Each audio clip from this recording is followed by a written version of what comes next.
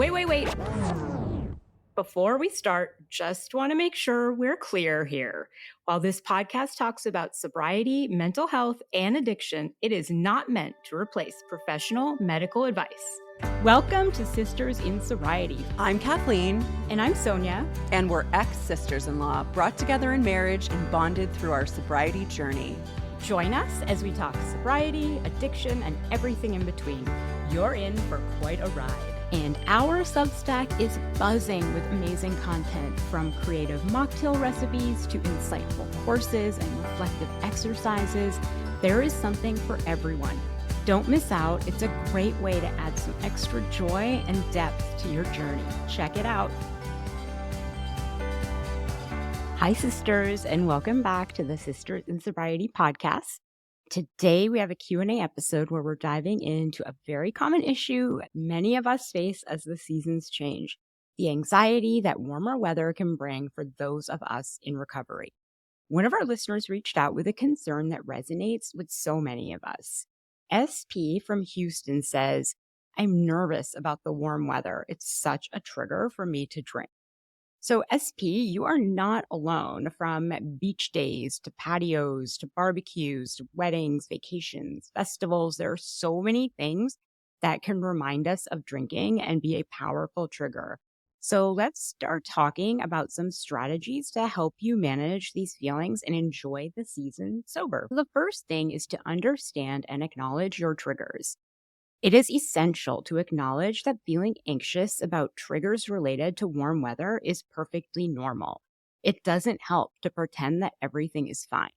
I understand the term fake it till you make it, but ignoring triggers does not fall into that. Warm months often bring about more social gatherings, outdoor events, and sometimes memories associated with past drinking. Recognizing this as a trigger is a significant step. It allows you to approach the situation with awareness and take proactive steps to protect your sobriety. Think of it like this: just as you might pack sunscreen to protect your skin, acknowledging your triggers lets you pack the right mental tools to protect your sobriety.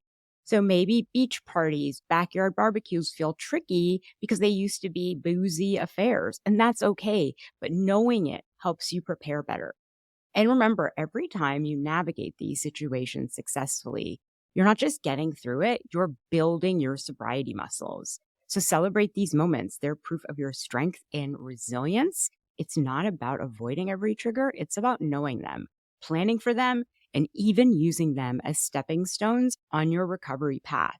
So let's keep it light and breezy, just like a summer day, and handle these challenges with some savvy strategies. So how to plan ahead. Before you head to any social gathering, a little planning can go a long way. Think of it like setting up your personal game plan. It's super helpful to think through the kinds of situations you might bump into and have your responses ready. For instance, mixing up a tasty non-alcoholic drink to bring along not only ensures you have something enjoyable to sip on, but also gives you a cool conversation piece. Maybe it's your signature sparkling lemonade, a refreshing mint-infused iced tea. Everyone is going to want to know what you are drinking. Bringing a friend who gets what you're going through can also be a game changer. They can be your wingman in steering clear of any drinking pressure. They can help change the subject when things get uncomfortable, or give you a look that says, "Hey, we got this," when you need a little boost. By having these strategies in your back pocket, you're not just avoiding stress, but you'll be more able to enjoy the party fully. It turns what could be a nerve-wracking experience into a more relaxed and genuinely fun outing. So with your non-alcoholic drink in hand and a good friend by your side, you're all set to make the most of the beautiful weather and great company. Now go out there and enjoy the sunshine worry-free. Setting boundaries. It's completely okay to set boundaries and decline invitations to events that feel too challenging or are centered around alcohol. Recognizing which situations might jeopardize your sobriety is a crucial part of maintaining your progress. Remember, your recovery must come first, and that means prioritizing it over social obligations, no matter the pressure or expectation from others. Think of it this way. Just like you wouldn't go into a situation that risks your physical health, protecting your mental health and sobriety is just as important. It's not about missing out. It's about choosing to stay in a positive environment that supports your long-term goals. And here are a few practical tips on how to set those boundaries. Be honest with yourself and others. If an event feels risky, acknowledge that feeling. It's okay to explain to friends or family that you're skipping an event to keep your recovery on track. Most people will understand and respect your decision. Offer alternatives. Just because you're saying no to one event doesn't mean you can't participate in other ways. Suggest a different activity that feels more comfortable, or host a small alcohol-free gathering with close friends or family. Prepare a response. Sometimes you might feel pressured to explain your reasons in more detail. Having a prepared response can ease the discomfort. You could say, I'm focusing on my mental health right now and sticking to activities that support that goal. Prioritize self-care. Every time you choose an environment that supports your sobriety, you're also choosing self-care over peer pressure. And reinforcement of your boundaries is a powerful affirmation of your commitment to yourself. By setting and respecting your own boundaries, you're not just avoiding triggers, you're actively building the life you want, filled with activities and people that support your sobriety. And this proactive approach to your recovery allows you to remain strong and confident no matter the social scenario. Establishing a support. So adapting to the seasons by setting up your support squad. Tweaking your support network to fit with the changing seasons can really boost your journey in staying sober, especially when you're up against tougher times like parties or summer festivals. And if you think these events might test your resolve, it's smart to amp up your attendance at support meetings as they draw closer. Keeping tight with your sober circle is key. They're your go-to crew for guidance, pep talk, or just a sympathetic ear when things get tricky. Knowing they're just a call or message away can really take the edge off any worries about diving back into the social waters. Here's how you can beef up your support plan. So reach out early before you RSVP to an event. Touch base with your support network. I do. Share thoughts and concerns about the event. This chat isn't just comforting, it strengthens your commitment to stay sober. Set check-in times. Plan to check in with your support person before, during, and after the event. These little touch points can be your emotional anchor, keeping you grounded and secure throughout the festivities. Leverage technology. Can't meet face-to-face? No problem. A quick text, phone call, or video chat can fill the gap. And don't forget about the new slew of apps and online platforms out there designed to keep support right at your fingertips. And one of those is our very own Everbloom. Support goes both ways. While you're leaning on friends, remember be there for them. Helping each other out not only builds stronger bonds, but it also bolsters your own sobriety. Have a backup plan. Know what to do if you hit a rough patch. Maybe it's a code word with a friend for a quick exit, or a set of steps to follow if you feel overwhelmed. Mine is usually not very stealth. It's like, hey, this sucks. Can we leave? But by opening your worries and pumping up your support systems, you're setting yourself up not just for one event, but for ongoing successes. This proactive vibe means you're never flying solo on your recovery journey. It's all about staying comfortable and confident as you navigate the seasonal shifts in your recovery path. New traditions. This is my favorite. Setting up new traditions with your friends and family that sidestep alcohol can really freshen up your social life and strengthen your connections. Here are some ideas to kick booze-centered hangouts for activities that everyone can get excited about. Hit the trails. Why not catch the sunrise with a morning hike? It's an awesome way to soak up some nature and chat with your pals. The walk will wake you up better than any coffee can. A picnic in the park. Throw a sober picnic with loads of tasty treats and fancy fizzy drinks. Bring along some games or frisbee for some playful competition. It is a way to spend a relaxing, sunny afternoon together. Sweat it out together. Organize a group workout like a yoga session or even a dance class. It's fun, keeps you fit, and the group laughs will definitely be memorable. Craft and create. Plan a craft night where everyone makes something, whether it's your homemade candles, painted pots, or friendship bracelets. It's a great way to get your creativity flowing. And these are actually good activities for any time of year. Host a cooking or baking party, experiment with new recipes, and maybe find your new favorite treat. Plus, everyone gets to eat the results. It's a win-win. Again, another good one for any time of year. Movies and game nights. Rotate hosting a movie or game night where the focus is on the fun and not on the drinks.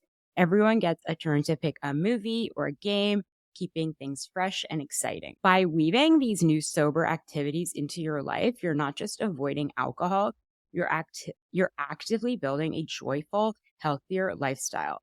Each new tradition is a chance to make lasting memories that support your sobriety journey, all while having a blast with people you care about. Keeping non-alcoholic options handy can be your go-to party strategy. We talk about this a lot at Sisters in Sobriety.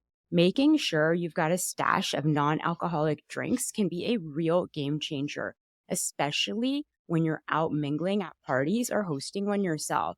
Here's how you can keep things light and easy. Stock your stash. Fill your fridge with a bunch of fun non-alcoholic options. Think of sparkling waters with a twist, fruity sodas, or even non-alcoholic beers or wines. The selection is incredible. This way, you're always ready to grab and go. We have a bunch of mocktail reviews of non-alcoholic beverages on other episodes of Sisters in Sobriety. Master some mocktails. Whip up some mocktails, whether it's a fancy ginger peach spritzer or a cool berry smash. Having your signature drink not only keeps things interesting, but it might also wow your friends. And we have a bunch of drink recipes on our Sisters in Sobriety Substack. And bring extra to share. If you're heading to a get-together, pack extra drinks to share. It's a nice way to introduce your friends to new flavors. And it ensures you've got plenty of good stuff to drink. Set up a sober station. If you're hosting, create a special spot for non-alcoholic drinks and label it so everyone knows what they're experiencing. It's a really thoughtful way to make sure all your guests, whether or not they're drinking, feel included. Find your favorites. Have fun sampling the different non-alcoholic beverages until you find what you really love. It's great to have a few favorites that you can look forward to enjoying. Keep a backup. Toss a non-alcoholic drink in your bag or keep one in the car. It's your emergency kit for when options might be scarce, ensuring you're never stuck without something tasty to sip on. I have had this happen to me multiple times, and I usually travel at least with a large Pellegrino bottle in my car. By keeping these non-alcoholic options at the ready, you're setting yourself up for success. You get to socialize, enjoy the party, and stick to your sobriety, all while having your favorite drink in hand. It's all about planning ahead so that you can relax and have fun when you're out and about. Soaking up the sun and self-care. Embracing the great outdoors. There is nothing like warm weather to kickstart a whole bunch of fun and restorative outdoor activities. Whether you're getting your hands dirty in the garden, joining a local sports team, or just chilling with a book in the park, stepping outside is a fantastic way to boost your mood and keep your recovery on a positive path. Here's some ideas on how to make the most out of the sunny days. Gardening. There is something so satisfying about planting your own little green haven. Whether you're growing veggies, flowers, or just sprucing up your space, gardening is a great way to connect with nature and see the fruit or flowers, get it, of your labor. Joining a sports league. Ever thought about joining a recreational sports team? I haven't, but it's a great excuse to enjoy the outdoors and make some new friends. Plus, it's all about the fun. No need to be super competitive unless that's, of course, your thing. Reading in the park, grab your favorite book and find a cozy spot under a tree. And simple pleasures that help you relax and maybe even escape to another world for a few hours. Nature walks or hiking, hit a local trail and let nature do its thing. Hiking or just a gentle stroll can clear your mind and refresh your spirit. It's like hitting the reset button. Outdoor yoga or meditation. Take your mat outside for yoga or meditation. Doing these practices in a park or your backyard can really enhance the peaceful vibes. Bird watching or photography. If you enjoy being in a bit of nature, If you enjoy being a bit of a nature detective or love snapping beautiful scenes, bird watching or photography can be super rewarding. It's all about the little details and surprises nature has in store. Picnics. Why not plan a picnic? You can go solo or invite friends, lay out your favorite snacks, enjoy the fresh air, and have a lovely time outdoors. By weaving these activities into your routine, you're enriching your life with joy and serenity. These outdoor adventures can become your new go-to for fun and relaxation, helping you cultivate a healthy, happy, and sober lifestyle. So go on, get out there and enjoy the beautiful day. It is waiting for you. As we wrap up today's question from SP, remember that feeling nervous about seasonal changes is understandable, but with awareness, planning, and support, you can fully enjoy all that the warmer months have to offer, sober and strong. Continue to build your toolbox of strategies, lean on your network, and most importantly, celebrate every step you take in sobriety. We're all in this together, and every challenge is an opportunity to strengthen your journey. Stay sober, stay strong, and I'll see you in the next episode. Bye, sisters. This was Sisters in Sobriety. Thank you for listening and being with us today. If you want to learn more about sobriety and meet your community, find us at sistersinsobriety.substack.com. Are you a sister in sobriety? Then reach out on social media. We'd love to hear from you. If you're feeling generous, leave us 5 stars and a review and follow us wherever you listen. You'll never miss an episode. Until next time.